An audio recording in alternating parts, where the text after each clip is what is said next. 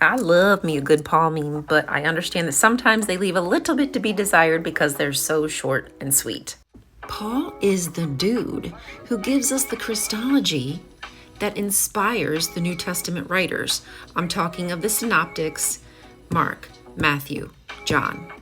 Luke, Acts comes later, and yes, of course, they mention a lot of Paul, but they're trying to fill in the gaps that the other synoptics failed to put inside there. They're trying to tie all the loose knots. But why do the synoptics have crickets when it comes to Paul when he is the one who inspired them? They're using his Christology, the reason that faith is more important than following the law, that you can have salvation through Jesus' death and resurrection, the Eucharist, the Last Supper, right? These traditions are developed by Paul. And where did he get them? Visions, revelation. So nobody told him any of this. Supposedly this is straight from the word of Jesus' mouth. So he's seeing things and hearing things. So this whole miracle, he's not even mentioned. That's a bit strange. That divine revelation in and of itself is a freaking miracle. Why would you not mention that? These are all my opinions. But another thing that is really weird to me is all these writers do not agree with each other. They believe different things about Jesus. Yeah, Paul laid the foundations.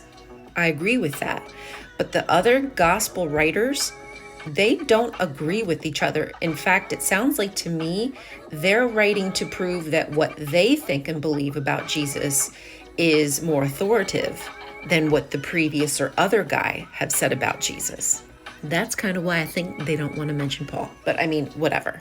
And what's super suspicious to me is that all these letters that Paul wrote, okay, we're talking about the 7 authentic letters of Paul. All these letters that are written, they're written to like Greek congregations. Like, why is there no letters to anybody in the general vicinity of Jesus the Nazarene, right? Doesn't that seem a bit weird? Where are the Aramaic writings? Why is everything in the Koine Greek? Another thing that just seems super strange to me. In my opinion, Paul was this very important man who put pen to paper, and those writings inspired New Testament authors to write this Jesus character's full story, yet for whatever reason, the Synoptic Gospels do not care to mention Paul.